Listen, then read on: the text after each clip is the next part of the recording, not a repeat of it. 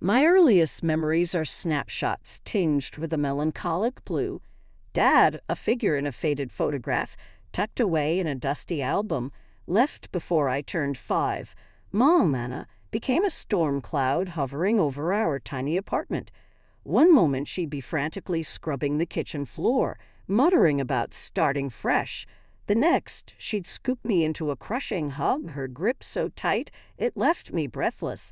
These suffocating embraces, though infrequent, were the only displays of affection I craved. Mostly, I was a small shadow trailing behind her. She'd flit about the apartment, her face etched with a worry that seemed to have a life of its own. Sometimes, when the worry lines deepened and her brow furrowed, she'd leave me with Mrs. Rodriguez downstairs. When Mom finally returned, the tension would crackle in the air like static electricity. She'd ruffle my hair with a distracted sigh, a gesture that felt more obligatory than loving.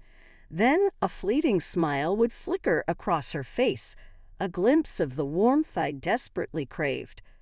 Mom started dating again. Alex, a man with eyes that crinkled at the corners when he laughed, entered our lives.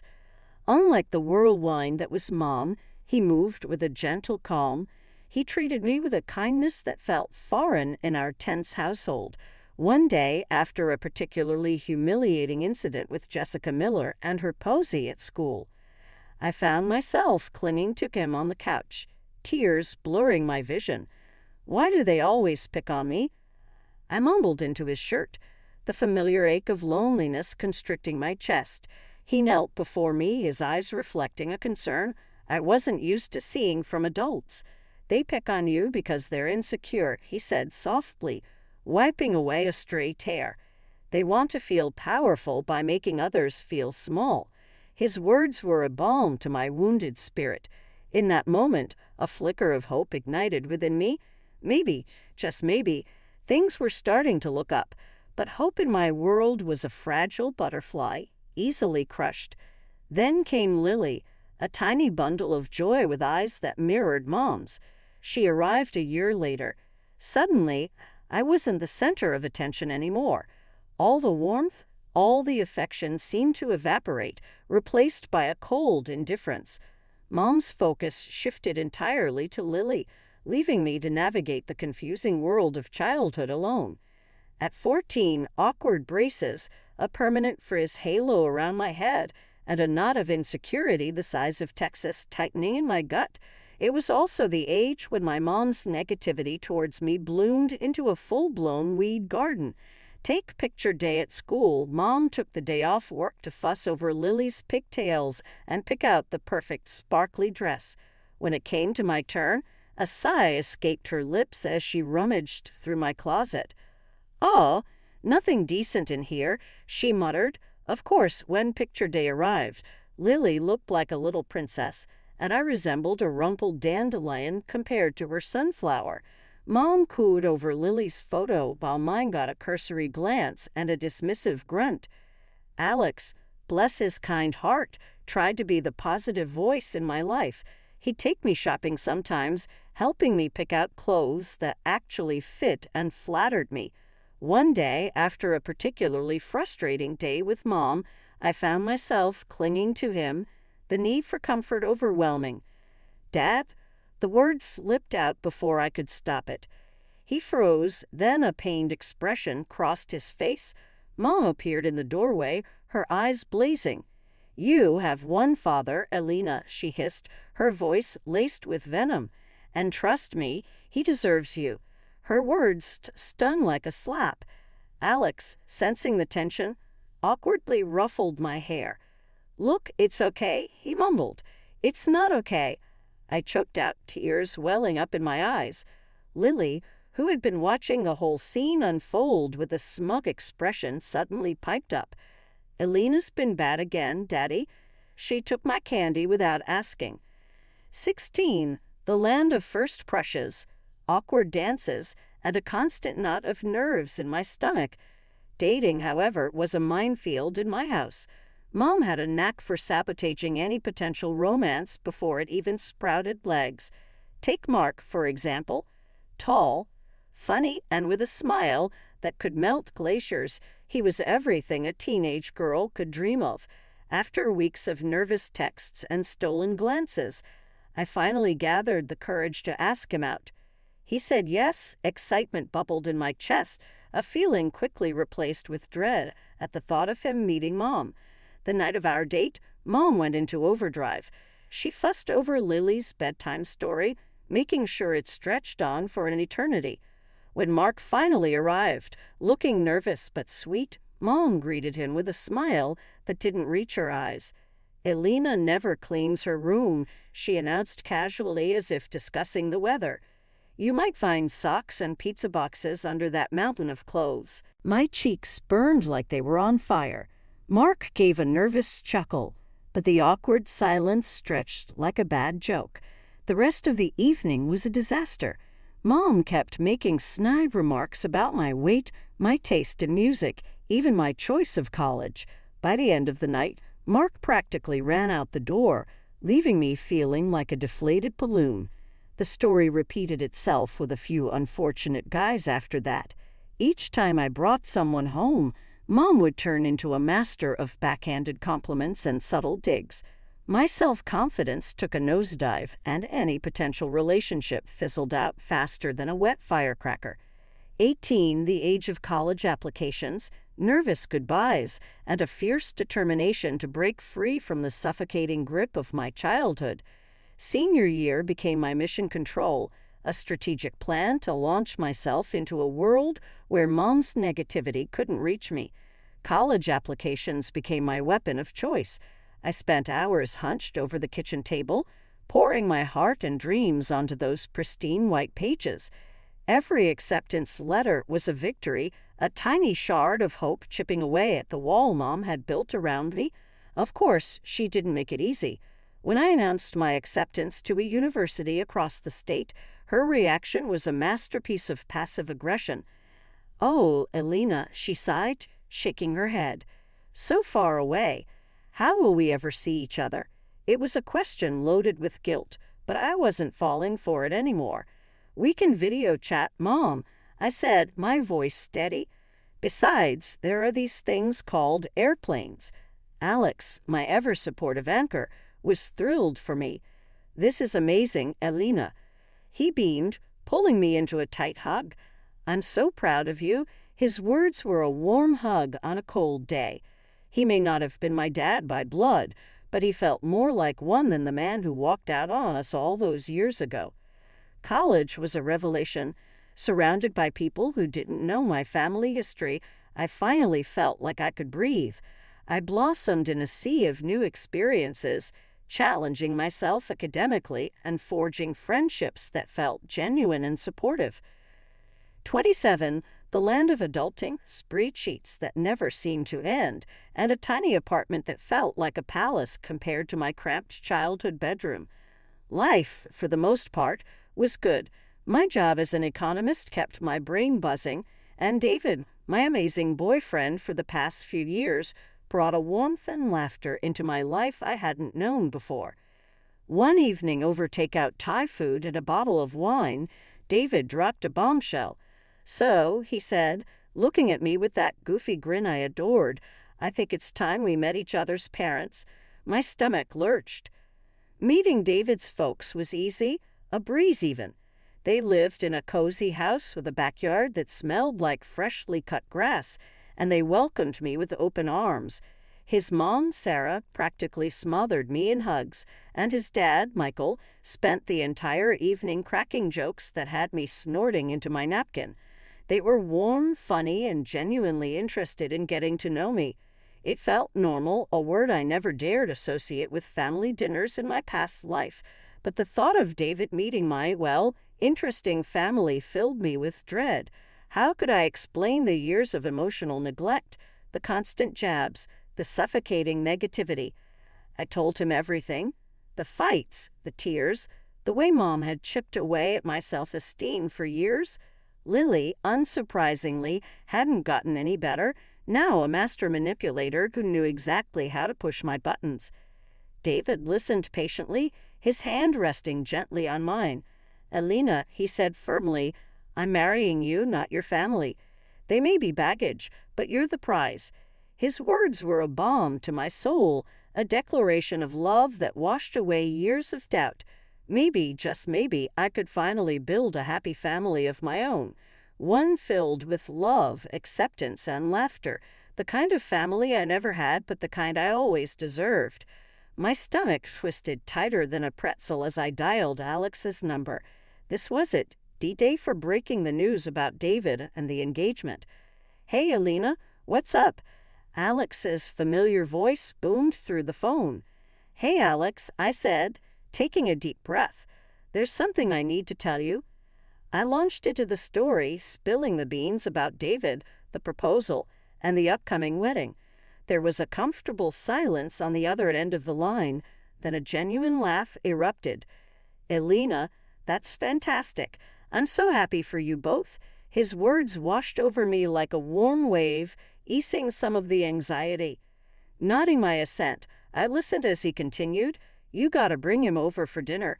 Let me meet the guy who finally snagged you." David, bless his supportive heart, was all for it. So, a few weeks later, we found ourselves pulling up to my childhood home, a place that still held a strange mix of nostalgia and dread. Mom answered the door, her face breaking into a surprised smile. "Alina, you came to visit, and who is this handsome fella?" "Mom, this is David, my fiancé," I said, offering a tight smile.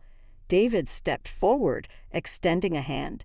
"It's a pleasure to meet you, Mrs. Turner," he said. Mom beamed, shaking his hand a little too enthusiastically. "The pleasure's all mine, dear. So, David, what do you do for a living?"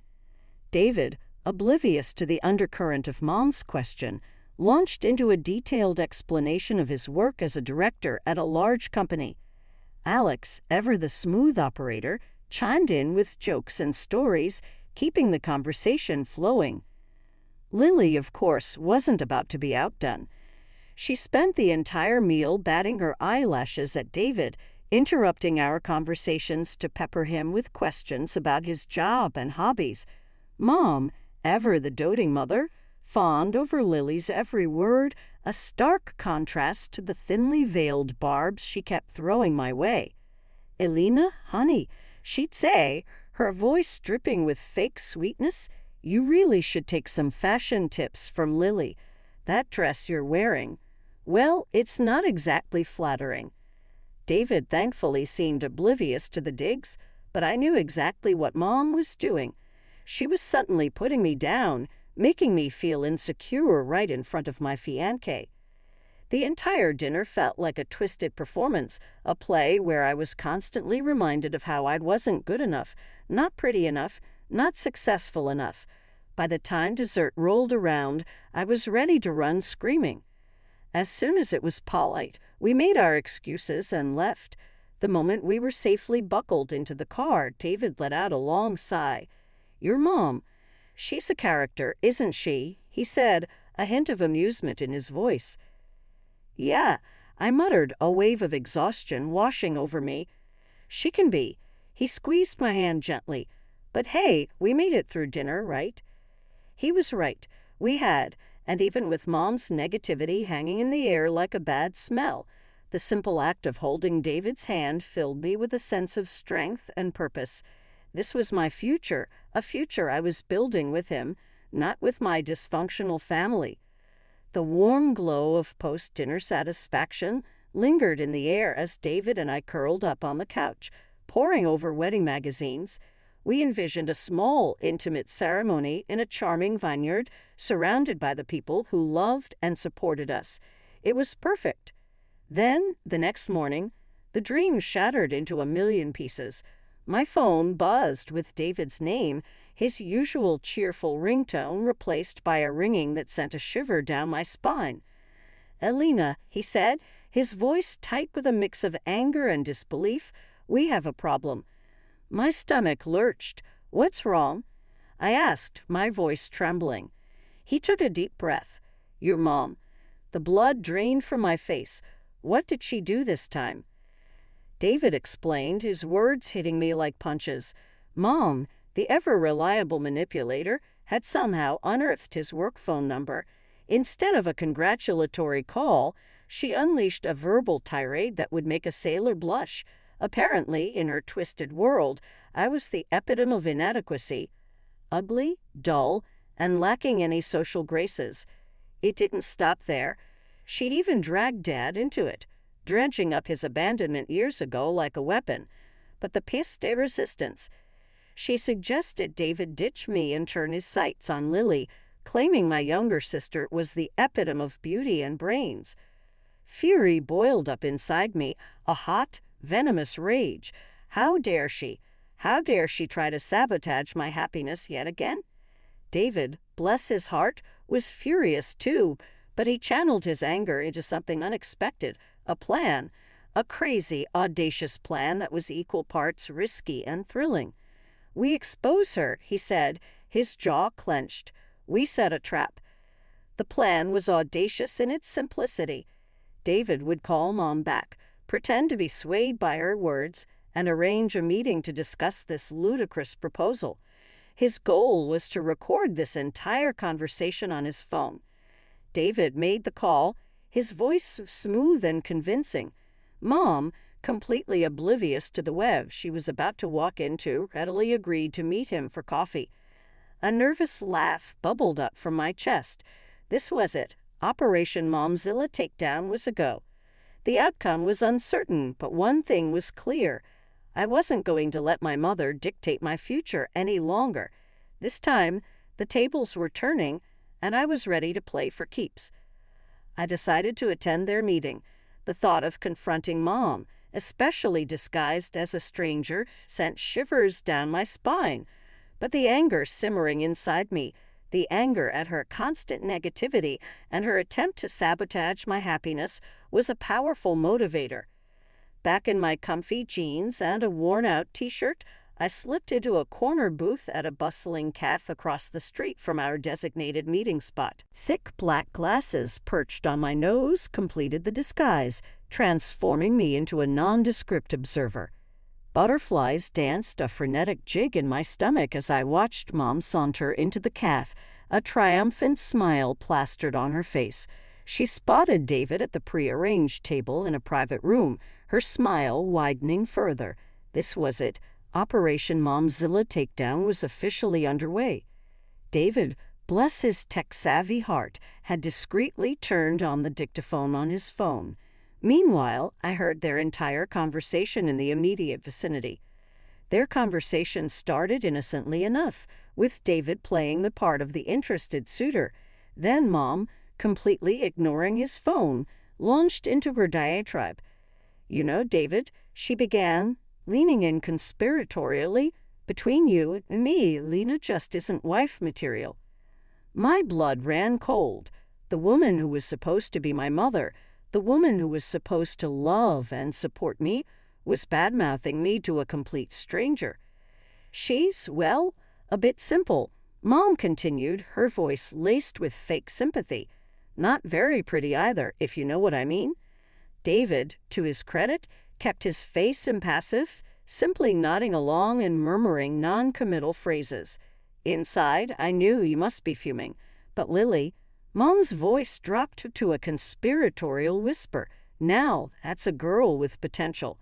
Smart, beautiful, knows how to handle herself in society." The audacity of it all. Lily, with her airhead personality and complete lack of work ethic, was apparently the epitome of elegance and intelligence, according to Mom. The conversation continued, a masterclass in manipulation and deceit.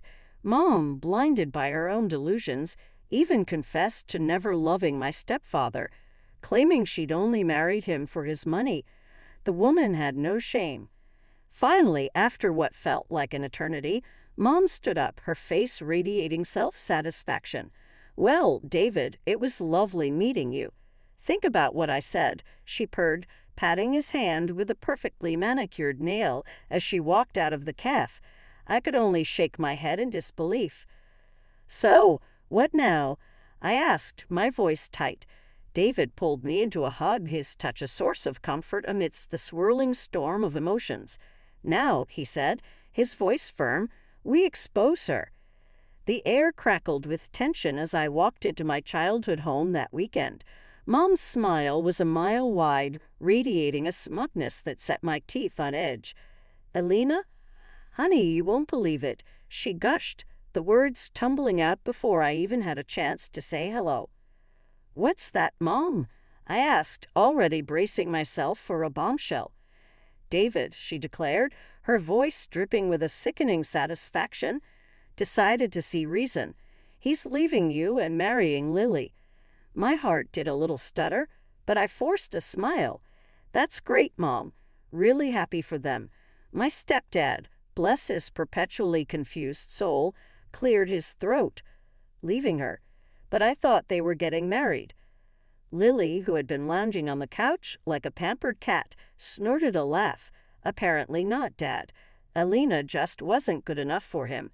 Shocker. I ignored her snide remark, my eyes locked on Mom's triumphant face.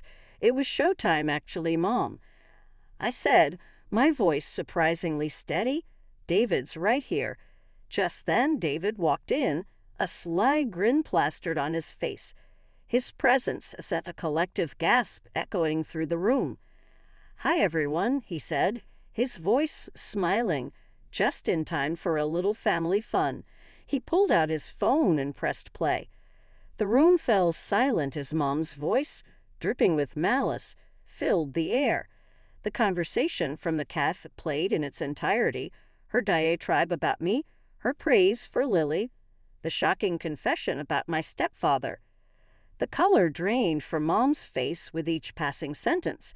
Stepdad turned a shade of pale white, his jaw slack with disbelief.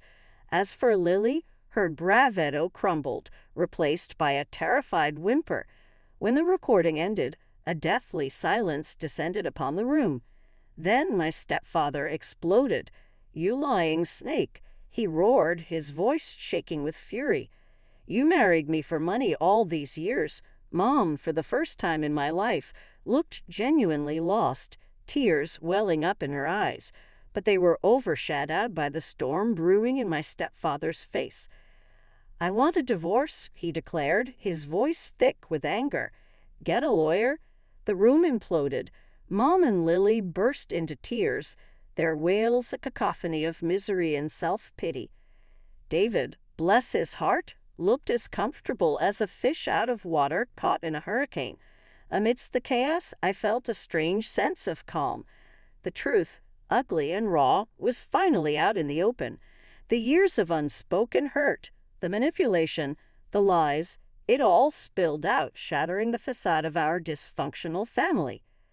The following weeks were a blur of tear-choked sobs from my stepdad and icy stares from Lily whenever our paths crossed at the grocery store. Mom, the architect of this whole mess, retreated into a self-imposed social media blackout. As for me, I felt strangely hollow. The anger that had fueled me for so long was gone, leaving a gaping hole that needed filling. One sunny afternoon, David found me curled up on the couch, mindlessly flipping through wedding magazines that now seemed like dusty relics from a bygone era. "Hey," he said, his voice laced with concern, "you all right?" I managed a weak smile. "Yeah, just thinking. Everything just feels so different." He squeezed onto the couch beside me, pulling me into a hug. "It is," he admitted, "but hey, different can be good. A chance to start fresh, you know." His words were a gentle nudge in the right direction. Maybe he was right. Maybe the mom-shaped void in my life could be filled with something new, something exciting. A spark ignited in my chest. "So," I said, a mischievous glint in my eyes, "what do you say we do something crazy?" David's eyebrows shot up. "Crazy, like what?" "How about a road trip?" I suggested, a grin spreading across my face. "Just us, a map, and the open road. No expectations, no timelines, just pure adventure." "You and me at road trip," he declared, and so our plans took a sharp turn. The meticulously planned vineyard ceremony morphed into a spontaneous cross-country adventure. We packed a beat-up camper van with essentials, copious snacks, a killer playlist, and a well-worn copy of On the Road. and hit the road with no destination in mind, only the promise of new experiences and shared memories. Fast forward a year, and David and I were standing at the altar, exchanging vows under a canopy of fragrant flowers. It wasn't the elaborate ceremony I'd once envisioned, but it was perfect. Instead of a disapproving mother, my stepdad, recently divorced and estranged from Lily, walked me down the aisle. The tears in his eyes were a mixture of pride and regret, and as he squeezed my hand, he muttered, "You know, kiddo, I always knew you'd find your happily ever after." Life after the wedding settled into a comfortable rhythm. David and I built a life together filled with laughter, love, and the occasional road trip adventure. My stepdad became a regular visitor, regaling us with stories from his travels and dropping not-so-subtle hints about wanting to be a grandpa. With a laugh, I'd reply, "Don't worry, you'll be the